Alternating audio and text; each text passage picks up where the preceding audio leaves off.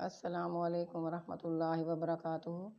نحمدہ و نصلی علی رسولہ الکریم، اما بعد، فاعوذ باللہ من الشیطان الرجیم، بسم اللہ الرحمن الرحیم۔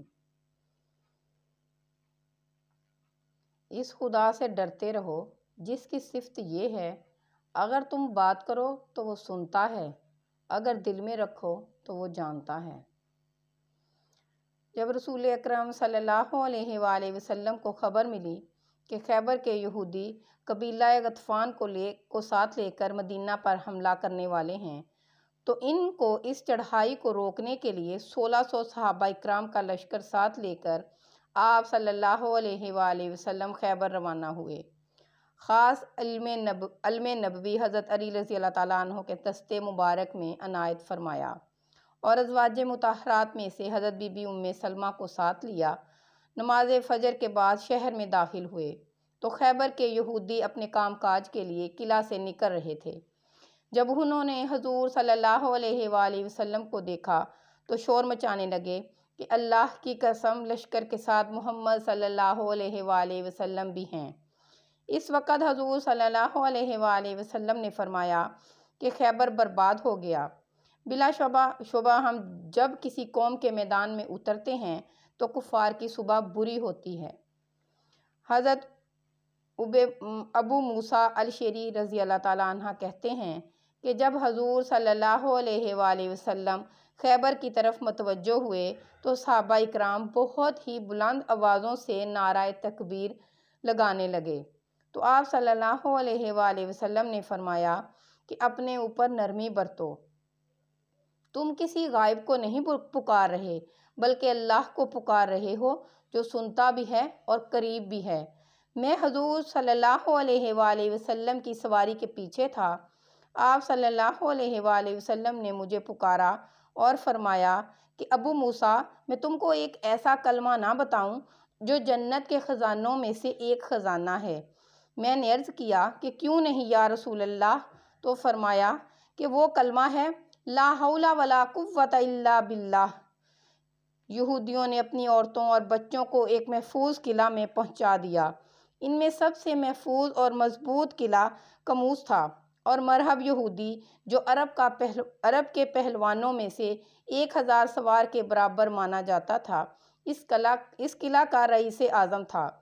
سب سے پہلے قلعہ نام پر معرکہ آرائی ہوئی جب حضرت محمود بن مسلمہ شہید ہو گئے، لیکن یہ قلعہ فتح ہو گیا۔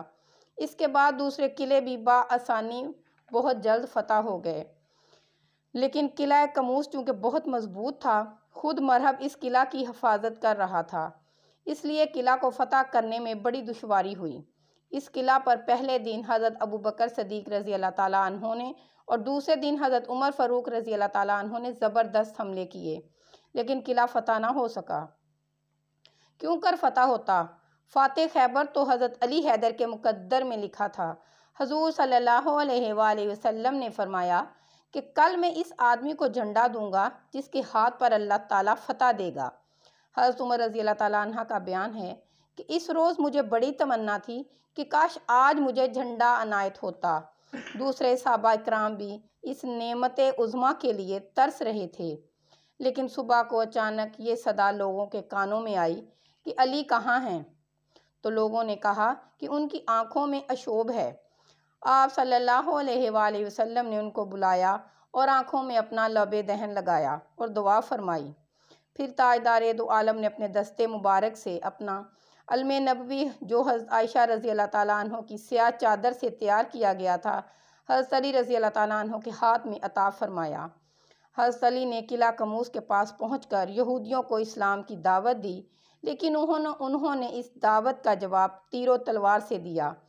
قلعہ کا رئیس اعظم مرہب بڑے فخر سے نکلا اور حملے کے لیے آگے بڑھا اور یہ شعر پڑھ رہا تھا کہ خیبر خوب جانتا ہے کہ میں مرہب ہوں، اسلحہ پوش ہوں، بہت بہادر اور تجربہ کار ہوں۔ حضرت علی نے جواب میں یہ شعر پڑھا کہ میں وہ ہوں کہ میری ماں نے میرا نام حیدر رکھا ہے۔ مرہب نے آگے بڑھ کر حضرت علی پر حملہ کیا، مرہب کا وار خالی گیا۔ پھر آپ رضی اللہ تعالیٰ عنہ نے بڑھ کر اس کے سر پر اس زور سے تلوار ماری کہ ذوالفقار حیدری سر کو کاٹتی ہوئی دانتوں تک اتر آئی اور مرحب زمین پر گر کر ڈھیر ہو گیا۔ مرحب کی لاش کو زمین پر تڑپتے ہوئے دیکھ کر اس کی فوج حضرت علی پر ٹوٹ پڑی۔ یہودیوں کے مایہ ناز بہادر مرحب، حارث، اسیر اور عامر وغیرہ کٹ گئے۔ حضرت علی نے خیبر کو فتح کر لیا۔ قیامت تک کے لیے اللہ تعالیٰ نے آپ رضی اللہ تعالیٰ عنہ کو فاتح خیبر کے معزز لقب سے سرفراز فرما دیا۔ دوسروں کے لیے اچھا سوچو گے تو اللہ تمہارے لیے راستے بنا دے گا اور مشکلیں آسان کر دے گا۔ وآخر دعوانا ان الحمد للہ رب العالمین۔ اللہ نگہبان۔